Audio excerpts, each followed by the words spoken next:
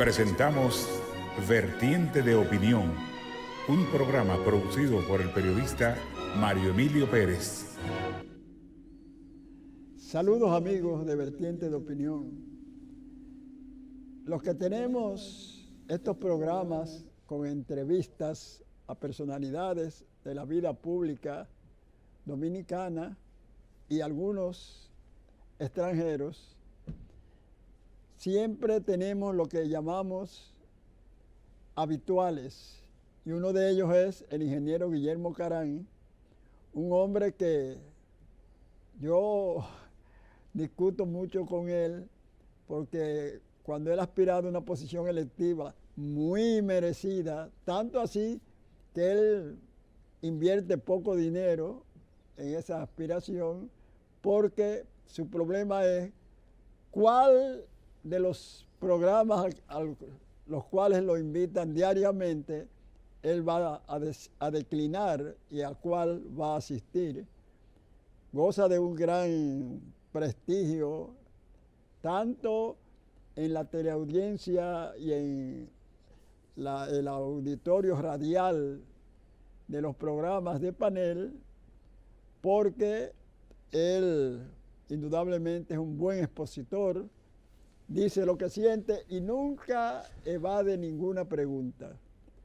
Guillermo Carán, en Vertiente de Opinión, es más, él es accionista moral de este programa, así es que es honorífico, pero es accionista. Estos cuadros son de la Galería de Arte San Ramón. Sus locales están en la avenida Abraham Lincoln y en la calle Doctor Betances. Finas atenciones en las Galerías de Arte San Ramón. Indudablemente que en la República Dominicana, cuando se produce la muerte de una artista de la talla de Luchi Vicioso, el arte del canto está de luto. Una voz bellísima. Yo recuerdo que invitamos un grupo de escritores dominicanos que fuimos a un encuentro con escritores venezolanos y de otras nacionalidades de América Latina en el Centro Rómulo Gallegos en Caracas. Hicimos alguna relación con los participantes de aquel país, hermano, hoy en una situación tan crítica, y los invitamos al país y los llevamos al Mauna Loa una noche en que actuaban Fernando Casado y Luchi Vicioso. Y cuando los venezolanos escucharon esas voces, tanto la de Fernando como la de Luchi, quedaron maravillados. Se dieron cuenta de que en esta Quisqueya amada hay voces muy hermosas. Y Luchi, como todo el pueblo dominicano sabe, falleció y el país se vistió de luto. Eso fue, donde quiera que uno iba, era el tema que se estaba abordando sobre la muerte de esa mujer que a ella le agradó mucho una vez que cuando yo estaba en el programa El Mejor Momento que producía Roberto Salcedo en Raintel, la entrevisté y le dije que ella le había robado sus trinos a la alondra. Y cuando nos encontrábamos posteriormente me decía, Mario Emilio, caramba, nunca he olvidado esa frase. Pasa sus restos y mi más sentido pésame a sus hijos, tanto a Claudia como a Fredín como a Ernesto. Ella fue una mujer de un dinamismo poco común y paseó por playas extranjeras la canción dominicana. Volvemos después de esta pausa con Guillermo Carán.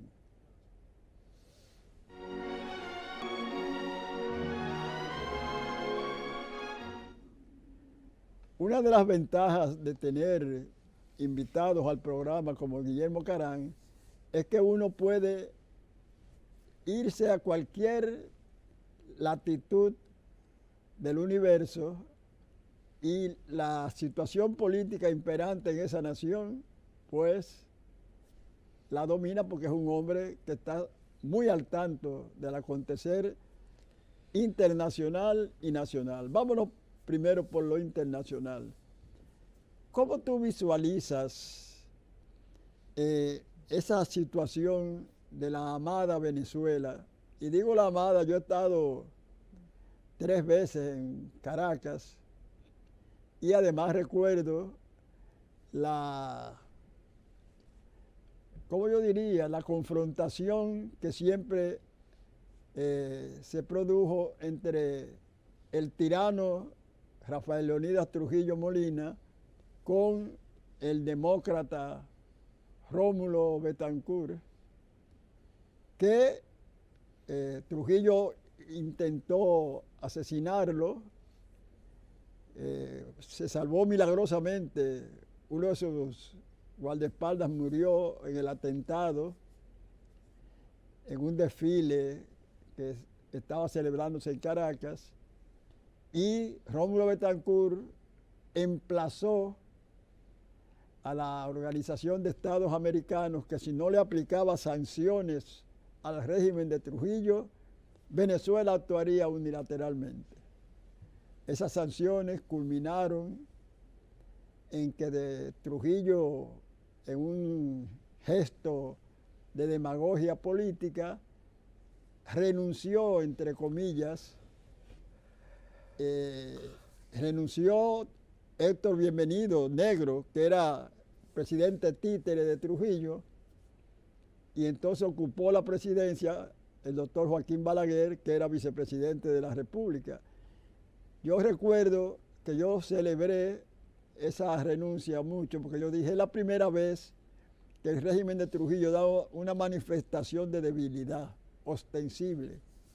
Y ya todos conocen lo que ocurrió luego, el magnicidio del 30 de mayo del 61. El analista objetivo y al mismo tiempo con la conciencia plena de que sus escritos inciden en una u otra forma en la vida política de la nación. ¿Cómo tú vislumbras, cómo tú analizas, cómo tú en un momento determinado describirías la situación crítica que está sufriendo la hermana nación venezolana? Bueno, yo debo, antes de contestar la pregunta, complementar un dato histórico o 2 datos históricos. Una de las cosas que no ha sido ni siquiera bien evaluada en la historia dominicana reciente es que ese paso que tú describiste, de que la renuncia de Negro Trujillo para que Joaquín Balaguer, que era vicepresidente, asumiera la presidencia de la República, hizo que 2 amigos de antaño, porque Rómulo Betancourt y Joaquín Balaguer habían hecho causa común a principios del siglo pasado, por ejemplo, contra la ocupación militar dominicana, norteamericana del año 14. Entonces, el hecho de que Balaguer asumiera la presidencia de la República, eso hizo que la amistad entre Rómulo Betancourt y Joaquín Balaguer le diera más fuerza a los esfuerzos de Venezuela por democratizar la República Dominicana. Eso coadyuvó mucho, y quién sabe si esa presión, que yo creo que también incluyó que Venezuela iba a actuar por su cuenta y se iba a retirar de la OEA, que en ese tiempo era una potencia petrolera. Eso por un lado. Por otro, la suerte dominicana siempre ha estado ligada a la de Venezuela, y incluso la independencia efímera, tú recuerdas que fracasó porque Bolívar no quiso recibir a la República Dominicana como parte de la Gran Colombia. Por la deuda que tenía con Haití a través de Petión. Correcto. Que Petión, correcto. Que fue por cierto, antes de que olvide el dato, ¿tú recuerdas la famosa Historia Gráfica Dominicana, un volumen sí, antiquísimo, no, que siempre aparecían los haitianos, ¿tú me entiendes? Con la piel muy oscura y las facciones ordinarias, la nariz muy roma, los labios muy gruesos. Y luego me he enterado que tanto Petión como Boyer eran mulatos, no eran... Sí, no sabía eso. sí. ¿No? Bueno, y también no solamente Duarte murió en Venezuela, y como dijo una vez Luis Herrera Campins, murió en cama ajena, como murió Bolívar también. Sí. Y la democracia dominicana reciente se alimentó mucho del socialcristianismo copellano venezolano y de Acción Democrática y sus vinculaciones con el Partido Revolucionario Dominicano. Exacto. Y posterior con el Partido Revolucionario Dominicano. Los vínculos entre Bosch, Betancourt, Pepe Figueres, esa corriente de lo que en un tiempo se llamó la izquierda democrática, contribuyó mucho a la democracia dominicana. Y por eso, incluso recientemente, cuando los conflictos en los años 70 y 80, Carlos Andrés Pérez fue prácticamente un asiduo visitante y impulsor de ciertos esquemas que por supuesto no tenían el sentido tan trascendental como los otros citados. Probablemente, aunque este programa sale domingo, pero habría que ser muy cuidadosos porque precisamente lo grabamos el viernes, pero el sábado está convocada la Venezuela para los dos conciertos. Los dos conciertos y la entrada de la ayuda humanitaria. Entre comillas. Bueno, entre comillas, pero que está originando que hay movilizaciones que se van a enfrentar, que van a visitar a los cuarteles para que no impidan la entrada de ayuda humanitaria. De manera que el desenlace a lo mejor ya está sucediendo o está a punto de suceder, pero evidentemente es una situación muy delicada que uno no visualiza una solución a menos que no surja una mediación trascendental de mucho peso, de mucho valor, de mucho respeto, como sucedió en la República Dominicana en el 65, precisamente gracias a un venezolano, José Antonio Mayobre, que pudo superar el conflicto entre los constitucionalistas y las fuerzas militares de San Isidro, que eran los que representaban la ruptura a la constitucionalidad. Y aquel conflicto no tiene la dimensión que tiene el conflicto venezolano ahora, porque hay una economía destrozada, una situación social de carencias de bienes esenciales y un ordenamiento internacional que cualquier desliz pudiera provocar un desenlace peligroso, porque tú tienes a Venezuela con el apoyo de Rusia y de China y de otros países un tanto neutrales que tomarían decisiones en función no del interés bilateral con Venezuela, sino en interés de la geopolítica mundial. Siempre se ha dicho, por ejemplo, que la crisis de los misiles de los 60 se resolvió entre el presidente Kennedy y el primer ministro Khrushchev haciendo tratos de manera que los rusos se fueran del área del Caribe con tal de que los norteamericanos se fueran de otras áreas del hemisferio oriental. De manera que esa geopolítica mundial condiciona mucho el proceder de todas esas potencias en el caso de Venezuela. Es un tema muy delicado que hay que enfrentar con mucho cuidado y tratar de que no se resuelva con derramamiento de sangre.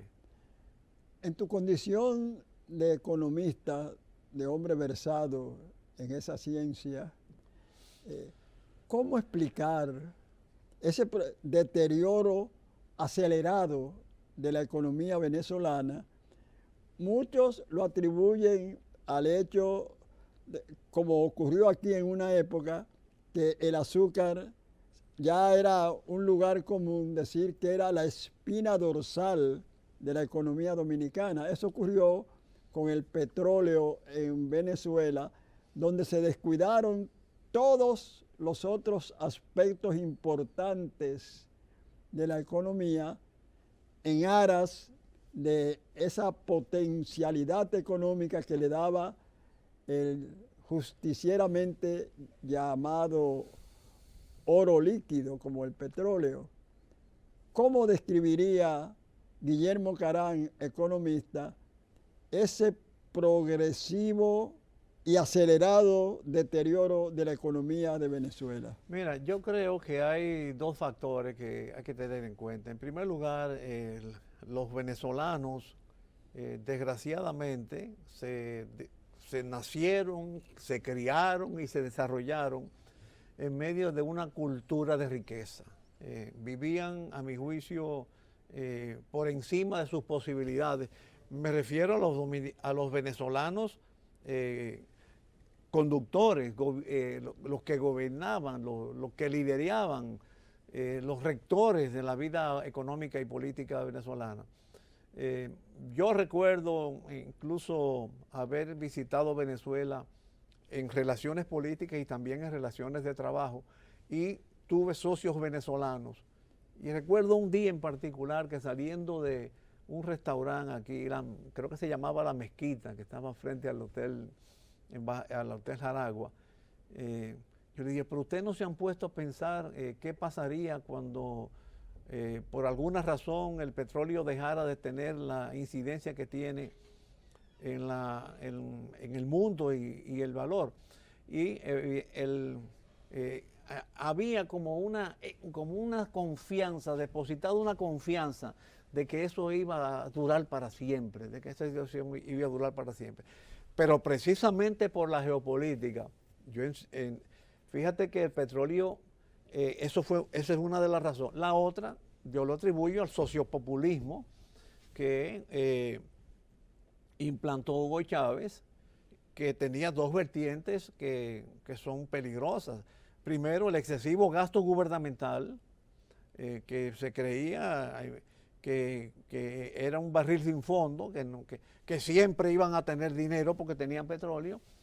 Y segundo, ese mismo sociopopulismo se expresaron en las empresas petroleras estatizadas, que comenzaron a emplear, a nombrar mucha gente, a descuidarse en la competencia del mercado, en la calidad, en los precios. Y de repente, y ahí entra, creo, la geopolítica también mundial, el petróleo, que antes estaba a $100 el barril y que sostenía todos esos gastos expansivos, no solamente para Venezuela, sino llegó a exportarlo hacia otras naciones. Llegó un momento que, como parte de la geopolítica, las potencias, principalmente Estados Unidos, comenzaron a hacer cosas para deprimir el precio del petróleo. ¿Qué comenzaron a hacer? Bueno, sus socios de Arabia Saudita, a través de la OPEP, comenzaron a aumentar la producción. Vino la nueva tecnología de exploración petrolera que abarataba el costo, y todo eso deprimió el precio del petróleo con relación a los $100, y todavía hoy se mantiene girando en los 50. Es la mitad de lo que antes ingresaba. Por supuesto, habiéndose reducido a la mitad de la fuente de ingreso, con esos gastos tan expansivos y esos gastos tan demandantes políticamente, viene el problema inflacionario, que es el que afecta la parte económica de Venezuela, y que por supuesto son respuestas económicas a la situación política, pero hay también razones políticas que han hecho que Venezuela se encuentre en este sitio que está hoy tan deprimido económicamente.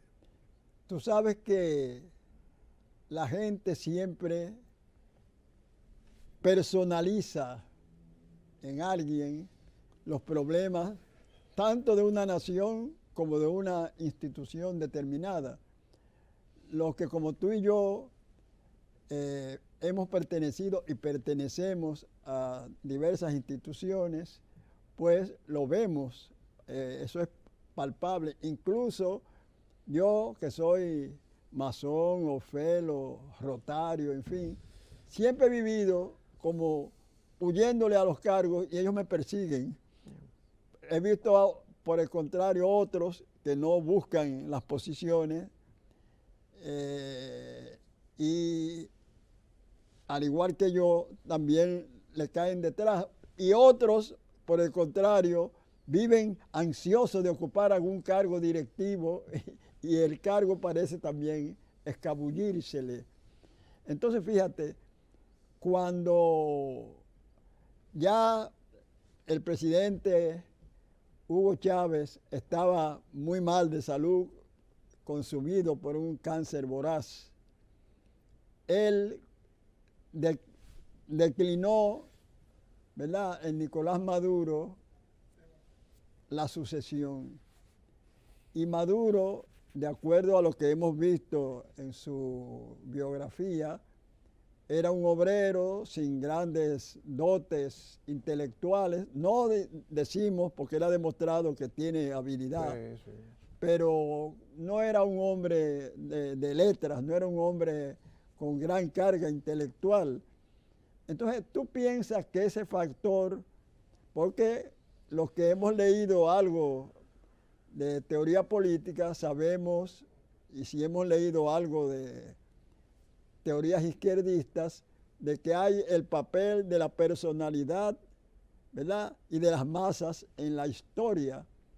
¿Tú crees que el hecho de que esa aparentemente errónea escogencia de Nicolás Maduro, que según se dice fue recomendado por Raúl Castro a Hugo Chávez, es parte, si no determinante, importante en esta crisis? Bueno, tiene algo que ver, pero yo no le doy un predominio fundamental, porque Nicolás Maduro indudablemente no será muy cultivado, pero bruto no es, no.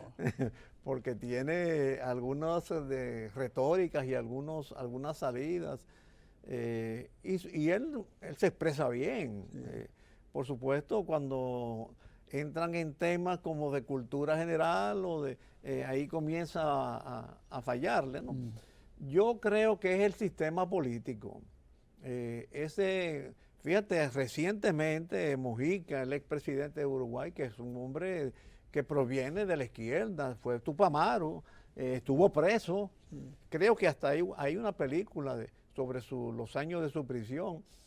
Él hizo una distinción que siempre yo la he predicado, que es muy distinto hablar de socialismo y estatización.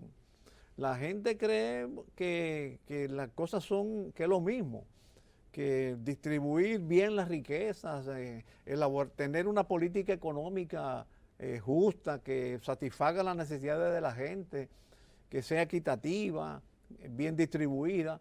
Eso que son características del socialismo, eso tiene que hacerse indefectiblemente por parte del Estado. Pero si tú te vas incluso a la Revolución Soviética, que estuvo amparado, porque la dictadura del proletariado fue concebida como una transición entre el zarismo y la sociedad sin clases que propugnaba el marxismo. O sea, ellos mismos le dieron un sentido lógico. Concibieron una dictadura, Lenin y Stalin, concibieron una dictadura como tránsito del zarismo, que es una especie de monarquía, ¿verdad?, hacia una sociedad, hacia una verdadera sociedad socialista. Pero no es socialismo el hecho de que tengas que depender del Estado para tú emplearte, para tú satisfacer sus necesidades, no. Yo creo que se ha confundido mucho eso, y me alegra que un socialista de origen, como es José Mujica, haya hecho la advertencia recientemente para distinguir que lo que hay en Venezuela no es un socialismo. Ellos predican un socialismo, el socialismo siglo XXI, que es un sociopopulismo solamente sustentable por un Estado que tenga ingresos inconmensurables e ilimitados, que no es el caso en ninguna economía. Y ellos creyeron que con la fiesta del petróleo iba a existir siempre, y no así, no puede ser así, porque cada potencia, cada nación tiene que velar por su propia subsistencia, y eso fue lo que hicieron las naciones dominantes del mercado mundial. Ya el amigo camarógrafo Fernando, que está vestido de una manera que en nuestra época de luchas, de las reivindicativas de las décadas del 60 y del 70, tras la caída del Trujillato, hubiera caído preso, porque esa vestimenta era comunista, según decía. Yo recuerdo que yo tuve una discusión con un policía, yo salía de una novia, y entonces el policía, estaban haciendo como un allanamiento en una casa cercana, y yo salí vestido así, con camisa roja, pantalón negro. Me dijo, mire, comunista. Dije yo, ¿y por qué usted dice que yo soy comunista? No ve cómo está vestido. Digo yo, bueno, pero yo compré la ropa, así me la puse. ¿Qué usted quiere que yo haga? Claro, yo, como salía de la casa de una noviecita, y ella estaba parada ahí, por cierto, ella bajó y comenzó y me dijo, ven, entra, y me volvió a entrar para la casa. Pero fíjate cómo pude caer preso y hasta recibir quizás algunos macanazos por estar vestido como estaba Fernando, que gracias a la nueva y vigorosa democracia dominicana, los policías ni se fijan en él. No tiene ninguna importancia cómo él se vista. También era vestirse de verde con negro también. ¿Te acuerdas? Se podía caer preso. El 14 de junio, pero no te vayas muy lejos, que con la marcha verde hubo algunas imprudencias. Volvemos después de esta pausa con el ingeniero Guillermo Carán, alto dirigente del Partido Reformista Social Cristiano.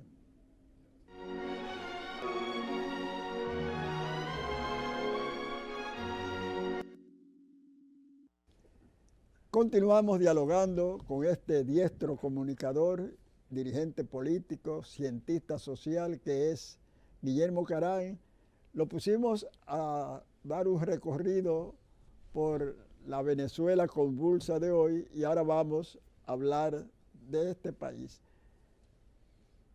Los lectores de diarios y también que siguen la política dominicana, sus incidentes a través de los medios electrónicos de comunicación, saben que fue publicada recientemente una encuesta de un llamado Centro Interamericano de Gobernabilidad, donde aparece el doctor Leonel Fernández con un 40 y tanto de simpatía contra un 20, casi 30 puntos de Luis Abinader, del Partido Revolucionario Moderno, y los otros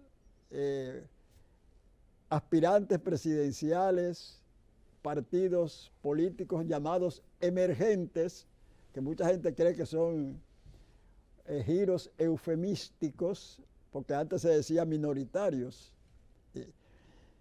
¿Qué le dice eso a Guillermo Carán? Porque Hipólito Mejía, que está contendiendo con Luis Abinader, aparece por debajo de este, y Danilo Medina, que aunque no puede en principio, porque la Constitución se lo prohíbe, aspirar a una repostulación, pues se nota, y no hay que ser adivino ni mucho menos para darse cuenta que hay un proyecto reeleccionista en el Partido Morado. ¿Cómo, si viste la encuesta, cómo tú la analizas? Bueno, yo creo que las encuestas depende mucho de cómo se hacen las preguntas. Yo por lo menos siempre he tenido referencia de un par de encuestadoras que es la que respeto, particularmente la Gallup, esta que trabaja para el periódico, en fin, las encuestas que trabajan para los medios de comunicación, que son las más objetivas, y aún así dependen de cómo se formula la pregunta y a quienes incluyen.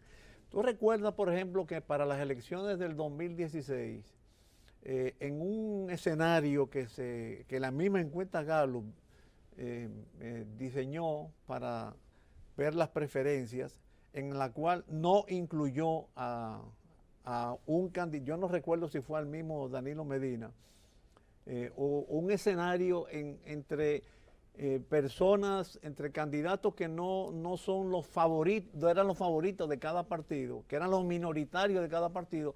Guillermo Moreno sacó un 17.6%, me recuerdo el número. Y todo el mundo, el que leyó por de encima de la encuesta, digo, no, pero Guillermo Moreno es de verdad emergente.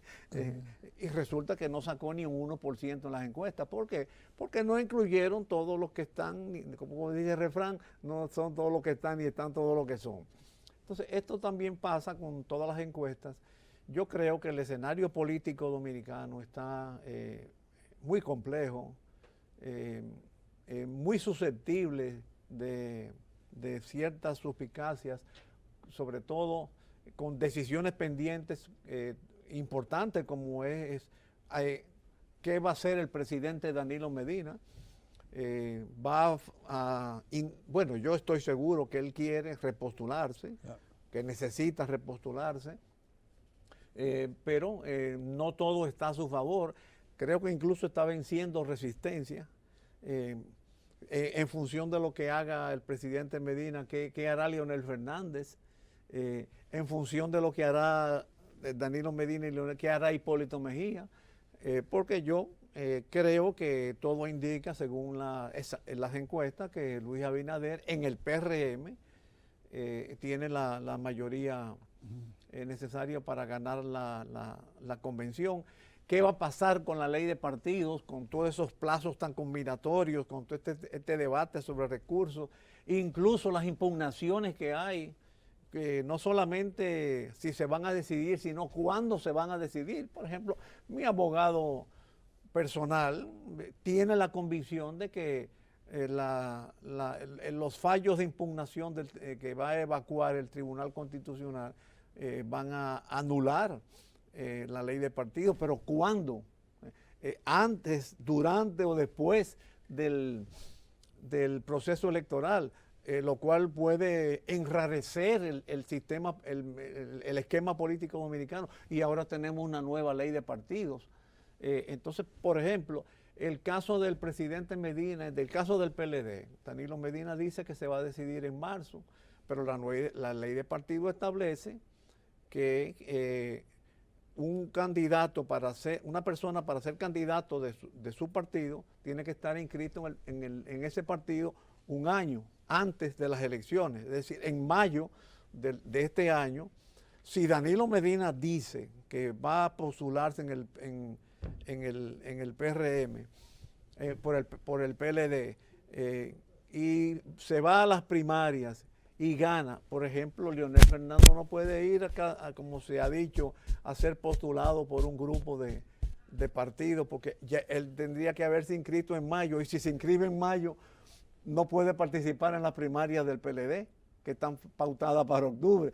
De manera que hay demasiadas variables que están enredando, no hay otra palabra, el esquema político dominicano. Yo creo que la buena voluntad de los dominicanos debe esmerarse en estos meses que faltan para tratar de que no se produzcan alteraciones significativas al sistema democrático dominicano, al régimen de alternabilidad, que mal que bien, tenemos más de medio siglo, desde el año 1966, tenemos 52 años de alternabilidad democrática que de una forma deberíamos preservarla. ¿Qué tú opinas, por ejemplo, en cuanto a que la historia reciente dominicana da a entender que cuando alguien desde el solio presidencial decide continuar, extender su periodo, aún haya un impedimento constitucional, parece que el hombre del maletín, a quien le atribuyen una sutil y convincente caricia metálica, logra que la Carta Magna sea modificada y ha sido modificada numerosas veces. No solamente numerosas veces, yo creo que el presidente Medina, el gobierno, ha hecho tanteos con la ley de partidos, con la ley electoral, con otras instrumentos legales y honestamente no creo que ese sea un punto clave, un punto determinante de la normalización del sistema político dominicano. Para mí lo más importante, es más, yo doy en ingeniería, yo soy ingeniero, estudiamos muchas matemáticas, en ingeniería, en las ecuaciones hay variables dependientes y variables independientes. Para mí es un dato que el presidente Medina va a optar por la postulación. No es que lo estoy apoyando, sino es parto de que sí, de que se va a intentar postularse. Y para mí el obstáculo a vencer, el mayor no es el Congreso. El mayor puede ser incluso la resistencia de la ciudadanía, como por ejemplo se manifestó ahora en el Pacto Eléctrico, y también la resistencia internacional. Entiendo que con la resistencia internacional el presidente Medina está actuando con más habilidad para congraciarse con los factores de poder determinantes en República Dominicana. Por ejemplo, su posición con la misma Venezuela, su posición con su proyecto estrella de Punta Catalina. Ahora le están comprando el carbón a los Estados Unidos. Con Venezuela no solamente no apoyó, no asistió a la toma de posesión, no reconoció al gobierno, sino ya se está diciendo que desde aquí están orquestando operaciones para alterar con Venezuela. O sea, entiendo que la resistencia mayor tiene que ser lo que socialmente los dominicanos expresemos, y eso se va a manifestar mucho en las primarias del PLD, que se pueden convertir en una especie de plebiscito para aceptar o no la reelección. Sí. Hay dos palabras que están resonando en mis oídos, aun cuando no están sonando, y es, ¿cómo te diría?, automatización y eléctrico. O sea, si el voto electrónico por un lado y el automatizado, que incluso suenan como si fueran sinónimos, pero parece que hay alguna diferencia porque los expertos la usan indistintamente. El principal escollo que podría producirse en cuanto a ese sistema de votación es que dicen que se puede mediante él adivinar por quién depositó su voto cada elector. Bueno, podría ser, pero te diría también que manualmente hay formas de establecer eso. Yo creo que, ¿qué importaría que se sepa? Yo creo que es más importante que se sepa pronto los resultados de las elecciones, que se sepa después por quién votó cada quien. Porque al fin y al cabo, en ese aspecto, los dominicanos están perdiendo el miedo. Ya aquí cualquiera tiene su identificación y lo admiten. Aquel aura que dejó la dictadura, el oportunismo, bueno, no importa. Pero las encuestas a boca de urna no dejan de ser también una forma de desnudar el voto después que votaste. Pero lo importante no es que tú digas por quién votaste, que se sepa por quién votaste después que votaste. Lo importante es que no se condicione el voto antes de votar. Y en ese sentido yo creo que el camino al voto electrónico es indefectible. Y indudablemente escuché esta mañana a algunos comentaristas que dicen, bueno, claro, esos son los que algunos sectores del acontecer nacional llaman las bocinas del gobierno, que dicen, bueno, ya la oposición está comenzando a cuestionar el voto automatizado o electrónico para poder luego argumentar al ser derrotada por el candidato oficialista, que ellos, como es natural, consideran que ganará de calle. ¿Tú piensas que indudablemente si el candidato oficialista sea un repostulado presidente Danilo Medina o algún otro del Partido de la Liberación Dominicana, de los que están optando por la candidatura, incluyendo al expresidente Leonel Fernández, ¿tú crees que habrá quizá esa especie, ¿cómo yo te diría?, de protesta sutil o violenta que puede producirse? Yo creo que es un error político y un error estratégico cuestionar la pertinencia del voto electrónico. Es un avance tecnológico que lo usan muchísimos países, está en uso en la mayoría de los países, que tiene sus riesgos, bueno, como tienen los otros, y en consecuencia, como más o menos la Junta Central Electoral está integrada predominantemente por personas que revisten credibilidad, yo creo que comenzar a cuestionar es un error, primero porque va a desacreditar la confianza en el electoral y puede traducirse en un aumento de la abstención, y segundo, puede ser interpretado como que ya se está perdiendo y que estamos buscando razones para excusar las derrotas. Sería un error de la oposición no abanderar el voto electrónico.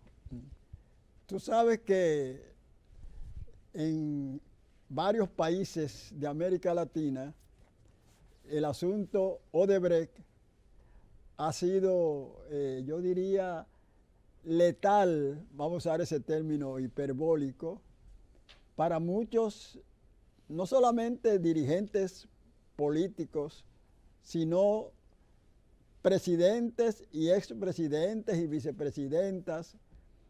Entonces, en Brasil se vio que un candidato homofóbico, en ocasiones también tenía un discurso contra la mujer, misógino, y ganó en Brasil con el voto incluso del sector femenino amplio.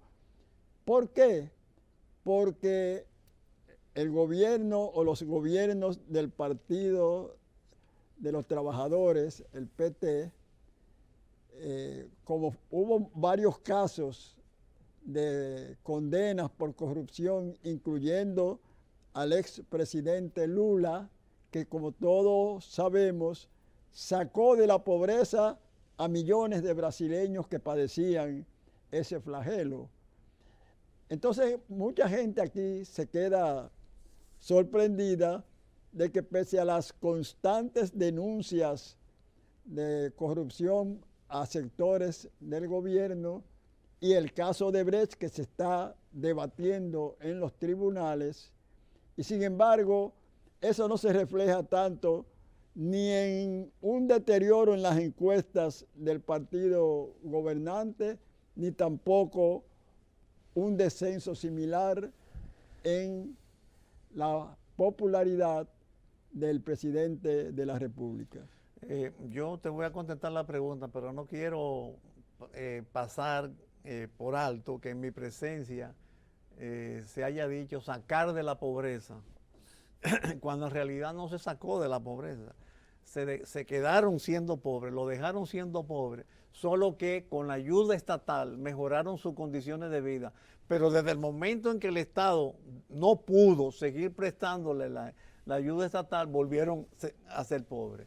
Y con relación a la pregunta, te diré, cuando yo mencioné los condicionamientos internacionales que tiene la decisión del presidente Medina, me refería precisamente a eso. En el mundo hay una corriente internacional de que se está castigando la corrupción, sobre todo la corrupción en gran escala, y entiendo que seguirán las presiones en ese sentido, y eso puede determinar, incluyendo si el tratamiento judicial dominicano del juicio que se está escenificando resulte finalmente insatisfactoria para las corrientes idóneas que quieren que la corrupción y la impunidad sean combatidos. Yo creo que eso es un factor importante, tan importante como la presión social interna y mucho más importante que lo que haga el hombre del maletín en el Congreso para que el presidente Medina tome una decisión en uno o en otro sentido. Bien, le agradecemos al ingeniero Guillermo Carán, ese diestro comunicador y bueno, somos colegas, él es periodista porque es un hombre que escribe su columna en el periódico Hoy, que no hay domingo que me pierda ese escrito, lo leo con detenimiento y por eso me gusta entrevistarlo aquí, porque ya por los temas que él aborda, entonces yo sé cuáles debo tratarles. Recuerden que este programa se transmite domingo de 9 a 10 de la noche y se repite lunes de 5:30 a 6:30 de la mañana a través de la frecuencia 6, tanto de Claro como de Altiz, y en vía satélite por Panansat 1. Y si usted, por ejemplo, se perdió este programa, como si se pierde uno de César Fragoso, que no debe perderse, pues usted va a las redes, en mi caso, en Vertiente de Opinión, en YouTube, usted escribe Mario Emilio Pérez, Vertiente de Opinión, y ahí puede ver no solamente este programa, sino los que le antecedieron recientemente. Hasta la próxima.